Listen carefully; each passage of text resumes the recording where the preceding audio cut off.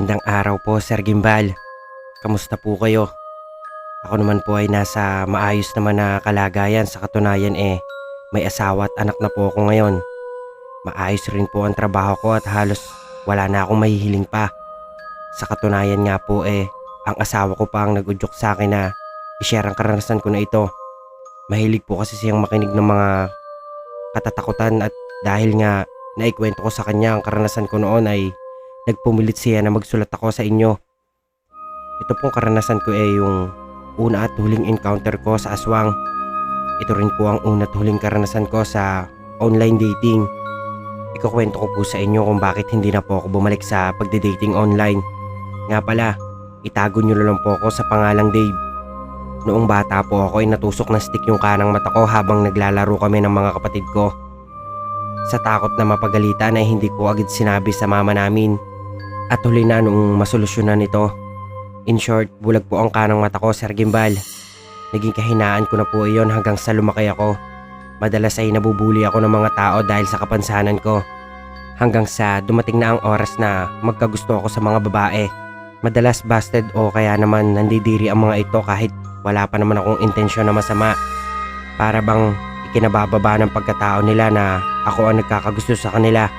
Kung mayroong mang papatol siguradong peperahan lang ako o pagtitripan. May naging girlfriend ako one time noon. Sagot ko lahat ng date namin. Pati pamasahe at pagkain. Pag uwi sa kanila ay sagot ko pero ilang buwan lang ay nahuli ko itong may kasamang iba sa MOA. Sobrang devastated ako noon, Sir Gimbal. Halos gumuho ang lahat ng pangarap ko para sa aming dalawa. Nagwo-working student pa naman ako noon para may maibigay ako sa kanya tapos hindi naman pala siya seryoso sa akin. Simula din po noon ay hindi na ako nakipag-date ulit. Pinili ko na lang na maging student at mag-focus sa pag-aaral hanggang sa magkaroon ako ng Facebook. Ito po yung time na bigla na lang naglaho yung Friendster. Then napalitan ng Facebook. Nagwo-work po ako nito sa isang com shop kaya naman kapag walang gaanong ginagawa nagpe-Facebook ako. Wala pa naman noong gaanong gumagamit ng FB di tulad ngayon kaya naman tahimik pa noon. Naalala ko noong may nag-add sa akin sa FB. Maya Salazar ang pangalan. Noong una hindi ko ito pinapansin, Sir Gimbal. Pero nung nagtagal na-curious ako kung sino ito. Chinek ko noon ang profile niya. Maganda at maputi. Medyo mapayat at tuwid ang mahaba nitong buhok. May dimple din ito at magandang ngumiti. Isa lang ang picture niya kaya napaisip ako noon kung sino ba siya talaga. Madalas ko na siyang i-stalk noon kahit hindi pa ako nagme-message ay panay pa rin ang punta ko sa profile ni Maya. Maganda po talaga siya sobra. Hanggang sa isang araw nagulat akong nag-message si Maya. Hay lang ang sinabi niya sa akin noon pero halos mabuwal ako sa pagkakaupo ko. May litrato din kasi ako sa FB pero kita roon na bulag ang isa kong mata. Akala ko nga ay isa siya sa mga nakakakilala sa akin at gusto akong pagtripan kasi paano ang magandang katulad niya ay i-message ako. Naisip ko na rin noon na baka poser ito. Nag-reply naman ako sa kanya kaagad, Sir Gimbal. Nag-usap kami noon at nagpakilala sa isa't isa. At noong matapos ang shift ko ay nagpaalam ako sa kanya. Araw-araw na kami nagkaka-chat ni Maya simula noon. Madalas ay inaagahan ko pa talaga ang pasok para makausap siya. Wala na akong pakialam kung poser siya noon basta ang alam ko ay masaya akong kausap siya. Pati nga sa customer noon ay nagagalit na ako kung may ipapaprint sila o ano man na ipagagawa dahil nauudlot ang pag-uusap namin ni Maya. Pero dahil trabaho ko iyon ay wala akong magawa. Isang buwan ang tinagal na puro usap lang kami noon ni Maya hanggang sa magaya itong mag-video call. Kahit naman nahihiya pumayag na ako. Gusto ko rin naman kasi makita siya dahil unti-unti na akong nahuhulog sa kanya noong mga panahon na iyon. At kung may mas maganda pa sa word na pinakamaganda masasabi kong iyon si Maya. Mas maganda po kasi siya sa picture niya. Mas maputi rin siya ng kaunti na para bang hindi nabigyan ng justice ng camera yung kagandahan niya. Nahiya pa nga ako noon sa itsura ko dahil pawisan ako at kitang-kita niya yung bulag kong mata pero ang sabi niya ay ayos lang daw iyon. Hindi naman siya maarte at mas lalong hindi daw niya iniisip na pangit ako dahil sa may kapansanan ako. Kinilig ako ng sobra noon, Sir Gimbal. At mas lalo ko po siyang nagustuhan. Bago matapos ang pag-uusap namin noon sa webcam ay tinanong ko siya kung okay lang ba na ligawan ko siya. Nilakasan ko na ang loob ko noon. Gusto ko kasi talaga siya. Sobrang saya ko nga noong pumayag siya eh. Ilang linggo lang ang dumaan at nakuha ko na ang matamis na oo ni Maya, Sir Gimbal. Madalas ay sa FB lang kami nag-uusap dahil pwede lagi ang video call sa work ko. Naalala ko pang nag-ipon ako noon ng halos 2 buwan kong sweldo para makabili ng second hand na cellphone. Doon na kami halos oras-oras na magka-chat at call ni Maya. Mabait pong girlfriend si Maya, maunawain at mapagmahal. Halos wala po kaming pinag-aawayan noon. Hindi ko nga naramdaman noon na ang galit niya. Basta sobrang bait po niya. Ay nakalimutan ko po palang banggitin, Sir Gimbal. Taga Leyte po pala si Maya. Kung mayroon lang pong problema sa relasyon namin iyon ay ang distansya. Hindi naman iyon naging problema namin noong una pero noong tumagal na po ay napapansin kong parang nagpaparinig na si Maya na magkita kami. Gusto ko rin pong makita si Maya, Sir Gimbal. Kaso lang po ay kaunti lang ang kinikita ko sa computer shop at pa-extra lang ako sa palengke. Gustuhin ko man na maghanap ng ibang trabaho ay nagiging balakid ang pagkakaroon ko ng kapansanan. Hanggang sa dumating yung auntie ko galing sa ibang bansa. Noong una ay inopera niya ako ng bagong cellphone pero noong nagtagal naman ay nalaman niya na may girlfriend ako kaya pinapili niya ako kung cellphone ba o plane ticket. Pinili ko noon ang plane ticket, Sir Gimbal, dahil syempre masaya ako na makita si Maya. At isa pa ay may phone pa naman ako noon. Ibinalita ko noon kay Maya ang balita at kagaya ko ay sobrang masaya rin siya. Tinanong pa niya ako kung kailan ba raw ako pupunta para mapaghandaan niya iyon. Agad naman ako nag-impake. Naalala kong bumili pa ako ng mga regalo ko noon para kay Maya gamit ang ipon ko dahil nga una pa namin pagkikita iyon. Mabilis din naman akong binook ng flight ng tita ko at sinabihan akong mag-iingat. Sinabihan ako ni Maya noon na hindi ko na raw kailangan abalahin ang sarili ko sa hotel dahil may isang kwarto raw sila na hindi nagagamit. Iyon na lang daw ang gagamitin ko at sa kanila na lang daw ako magstay. Naging masaya naman ako noon dahil doon sa sinabi ni Maya. Bukod kasi sa makakasama ko si Maya ay sa iisang bahay pa kami tutuloy. Hapon ako noong dumating sa Tacloban, Leyte. Sinundo naman ako ni Maya pati na rin ang tiyahin nitong si Auntie Marie. Winelcome naman nila ako ng maayos at nagyakap pa kami noon ni Maya. Sinasabi ko sa iyo, Sir Gimbal, para akong nanalo sa loto noon dahil kung maganda si Maya sa mga videos at picture niya ay mas maganda siya sa personal. Para siyang diwata lalo na at nakadress siyang puti na sobrang bango rin niya at kinis. Nahiya ang kutis ko noon pero hindi ko iyon pinahalata dahil masaya noon si Maya na makita ako. Sumakay na kami noon sa sasakyan at bumiyahe na papunta sa bahay nila Auntie Marie. Sa kanya kasi nanunuluyan si Maya dahil nasa ibang bansa ang mga magulang niya. Isang oras noon ang binayahe namin pero nakarating naman kami agad. Nag-drive-thru pa kami noon sa Jollibee at kahit nga nagpumulit ako magbayad ay hindi pumayag si Maya. Ako raw kasi ang bisita kaya kailangan sila ang manlibre. Ako nga raw ang nagpunta eh. Pasado 2:00 na noong makarating kami sa bahay nila Auntie Marie. May kalakihan iyon ngunit kahoy lang ito. Nakaangat ang bahay na parang sinauna. Puno ang nasa gitna ng bahay na ginawang pundasyon. Para bang treehouse ito kung tutuusin pero 2 palapag. Sa ilalim ay tila kusina na may malaking kawa. Pag-akit sa itaas ay sala na ito tapos 2 kwarto. Sinabihan ako ni Maya na ipasok sa kanang kwarto ang mga gamit ko. Ginawa ko naman at pagpasok ko ay isang foam na pang 2 tao ang naroon. Nakalapag na ito sa kahoy na sahig at may 3 unan, may kumot na rin na study table. Malaking bintana na tanaw ang mga palaya na katapat lang ng bahay nila Auntie Marie. Sariwa ang hangin na agad kong nilanghap. Matapos ilapag ang mga gamit ay tinawag ako ni Maya. Niyaya niya ako sa kwarto nila na mas doble ang laki sa kwartong tinutuluyan ko. May mga libro doon at computer na ginagamit ni Maya sa tuwing kausap ko. Ipinakita niya lang sa akin ang mga picture ni Auntie Marie niya nung nasa Saudi pa ito habang kinukwentuhan ako ng buhay probinsya nila. Noong hindi na masakit sa balat ang sikat ng araw ay inaya niya ako magbike. May pinabili din kasi yung auntie niya at yung bike na nakaparada sa labas ang ginamit namin. Bale nasa pinakaupuan ako ng bike tapos si Maya ay nakaupo sa katawan ko. Masaya lang kami nagbabike habang hinahangin ang buhok namin. Basta in-enjoy lang namin iyon. Noong gumabi na ay bumalik na kami at kumain ng hapunan. Sarap na sarap ako noon, Sir Gimbal, iba kasi yung lasa ng karne nila. Ang sabi naman ni auntie dahil daw iyon sa paraan ng pagluluto at sa ginamit na ingredients. Kinabukasan ay maaga kaming gumising ni Maya. Nag-aya kasi siyang pumunta sa beach kaya naman tinulungan ko siyang magpak ng mga gagamitin namin. Habang nagpapak ay may dumating na babae. Matangkad ito at maganda na gaya ni Maya pero syempre wala pa rin tatalo sa girlfriend ko. Nagpaalam sa akin si Maya at lumabas. Nag-usap sila ng babae hanggang sa parang nag-aaway na sila. Hanggang kailan kami maghihintay? Narinig kong sabi ng babae bago tumingin sa akin. Na-conscious naman ako noon. Naiinip na sila. Ani pa nito. Nagsimula na silang mag-away ng dalawa, panay ang tingin sa akin ng babae at may sinabi pa itong, "Siya ba?" Bago muling may sinabi kay Maya.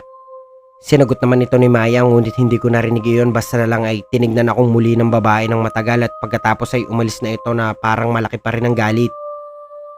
Tinanong ko naman si Maya noon pero hindi niya ako sinagot at sinabing wala iyon. Nakalimutan ko na rin ang engkwentrong iyon dahil pagkatapos ay nagpunta na kami sa beach at naging abala kami sa pagkuha ng mga litrato. Medyo nagkakahayaan pa kaming magtabi noon pero nakakuha pa rin kami ng mga pictures naming dalawa. Ginamit na rin noon ni Maya yung digital camera na binili ko para sa kanya. Hindi pa kasi uso noon yung mga iPhone. Kung meron man yung iPhone 1 pa lang siguro. Hapon noong bumalik kami sa bahay nila. Nagulat pa ako noong sabihin ni Auntie Marie na ipinagluto niya ako dahil flight ko na bukas. Opo, 3 days and 2 nights lang kasi ako. Umokay naman ako noon at nagpasalamat pa pero nagulat ako noong makita ko yung niluluto niya. Sobrang dami nito na para ba akong kakatayin. Matapos kumain ay pinaakyat na ako ni Maya sa taas dahil daw para makapagpahinga na ako. Ganoon din naman ang sinabi ni Auntie Marie. Sila na raw ang bahala maglinis. At kahit nga nagreklamo ako ay hindi nila ako pinayagan kaya umakyat na lang ako sa itaas. Dahil nga sa sobrang kabusugan ay mabilis akong nakatulog. Hanggang sa bigla akong nanaginip ng kakaiba. Nakatuyo raw ako noon sa napakadilim na lugar. Sobrang dilim na halos wala akong makita. Hanggang sa makita ko na sa dulo ng madilim na iyon ay si Maya, lalapitan ko sana ito ngunit napatigil ako. Nakangisi kasi ito na nakakapangilabot at halos mahimatay ako nang makita kong may hawak itong ulo ng tao. Ulo ko. Hawak-hawak nito ang pugot ng ulo ko habang nakangisi ng nakakapangilabot. Napabalikwas ako ng bangon noon, Sir Kimbal. Sobrang weird naman ang pakiramdam at panaginip ko na iyon. Pinagpapawisan ako ng malamig at parang hindi ako makahinga. Nanginginig ang mga kamay ko na dinampot ko ang phone ko. At titignan sana ang oras nang makarinig ako ng usapan sa labas ng pinto ng kwarto. Sigurado ba kayong tulog na siya? Hindi ko nakikilala ang boses pero lalaki siya. Oo, kailangan na nating simulan ng ritual dahil baka magising pa siya. Boses ni Maya ang naririnig ko. Magiging reyna ka na, Maika. Rinig kong ani ni Auntie Marie. Ritual? Maika? Reyna? Wala akong naiintindihan sa kahit anong sinasabi nila pero bigla akong kinabahan na para bang may nag-udyok sa akin na umalis at huwag magpakita sa kanila. Dahan-dahan akong tumayo at pinilit huwag pakagawa ng ingay. Bukas ang bintana na katapat ng palayan kaya naman doon ako lumusot. Dahil nga dating puno ang pinakapundasyon ng bahay ay may mga sanga ito na nakapitan ko pababa. Nanginginig ang mga kalamnan ko. Dahan-dahan din akong naglakad papunta sa main road. Nang makakita ako ng mga taong nanggagaling doon ay may dala silang parang isang tao. Mabilis akong nagtago sa mga talahib. Pinagmasdan ko silang dalhin yung tao. Normal lang sana yon at gusto ko sanang isipin na isa lang yun na nahimatay. Kung hindi lang sana may tumaga sa braso nito at kinagat iyon. Tutok ang bibig na napaatras ako. Sa maniwala kayo sa hindi, Sir Kimbalay, kitang-kita ko kung paano kinagat ng isang lalaki ang tinaga niyang braso ng buhat-buhat nilang lalaki. Kasama rin doon yung babaeng kausap ni Maya kanina. Nakikurot din ito ng laman at kinain iyon. Kanibal, kanibal, paulit-ulit kong sigaw sa utak ko. Hindi pa sila nakontento. Nakita ko pang hinigop nila yung dugo na dumadaloy sa katawan ng lalaki at tila ba ay nagtatalo-talo pa sila kung sino ang mauuna. Hanggang sa isa sa kanila ay hinati-hati ang parte ng katawan ng lalaki at para iyon sa simpleng bagay na ipamigay sa mga kasama. Halos mahimatay ako sa nakikita ko. Hindi ko akalain na makakasaksi ako ng ganito sa tanang buhay ko. Tatakbo na sana ako para tumakas. Kung hindi lang sumigaw si Maya na nawawala raw ang alay. Napaatras ako at mabilis na dumapa sa talahiban at gumapang. Hindi ko na naisin na makita nila ako. Nakakatakot na magiging kahinatnan ko. Naririnig ko ang mga tarantang ingay ng mga kasama nila sa bahay na iyon. Nanginginig din ang mga kalamnan ko nang mapagtagpi-tagpi ko kung bakit ako pinapapunta ni Maya sa kanila. Para gawing alay sa kung anong ritual na gagawin nila. Mga kanibal man sila o aswang. Hindi ko rin alam. Isa lang ang sigurado ko. Si Maya o Maika ang reynang tinutukoy nila at isa akong alay para mapagtagumpayan nila ang ritual. Tiniis ko kung anong kumakagat at mga sugat na natamo ko sa talahiban. Pinagpatuloy ko iyon ng mga kalating oras bago tumayo at nagtatakbo ko sa kung saan. Wala akong destinasyon. Basta ang alam ko lang ay gusto kong makalayo sa bahay na iyon. Panay lang ang takbo ko at ang paghahabol ko ng hininga. Naiwan ko ang mga gamit ko sa bahay na iyon at tanging cellphone ko lang ang dala ko. Pero wala akong pakialam. Ayun, sundan nyo. Halos mahimatay ako nang makita na nasundan ako nila. Iba na ang itsura ngayon ng babaeng mahal ko. Gulo-gulo na ang buhok nito at nakayapak. Nakangisi na rin ito na nakalabas sa mga pangil. May mga kasama siyang iba't iba ang hawak na patilim. May mga pana at pilit akong pinupuntirya noon. Tinamaan ako ng isa sa mga pana sa paa. Kaya naman nagpagulong-gulong ako sa kalsada. Kahit masakit ay pinilit kong tumayo. Maaabutan na rin kasi nila ako. Pinilit ko na rin hagutin ang pana na tumama sa paa ko. Kahit pa sobrang sakit noon. Labas ang laman ko dahil doon. Pero agad ko rin namang ibinato yun sa kanila at tinamaan sa mata yung isa sa kanila. Muli akong tumakbo at kahit ika-ika ay hindi ko ininda ang sakit. Paulit-ulit kong tinanong kung bakit ba ako nagtiwala kay Maya. Kung bakit ba ako pumunta. Paulit-ulit din ako nagdasal na sana ay may sumagip sa akin. Na sana ay maging maayos ako at hindi ako abutan ng mga aswang. Tila naman narinig ng Diyos ang panalangin ko. Dahil isang nagmumotor ang tumigil sa harap ko at sinabing, "Hala, sige sakay." Mabilis naman akong sumakay doon at pinaharurot niya yon. Halos matanggal ang mukha ko dahil sa bilis ng pagpapatakbo niya. Pero baliwala yon dahil this time ay hindi na humahabol ang pamilya ni Maya. Dumiretso kami sa police station at sinabi ko kung lokasyon nila Maya. Ikinuwento ko ang nangyari sa kanila pero iyon nga lang ay noong pumunta na sila ay wala na ang bahay na iyon. Ang sabi ay naabutan nila itong tinutupok ng apoy. Tinulungan din ako ng mga pulis na kontakin ang pamilya ko at humingi ng tulong.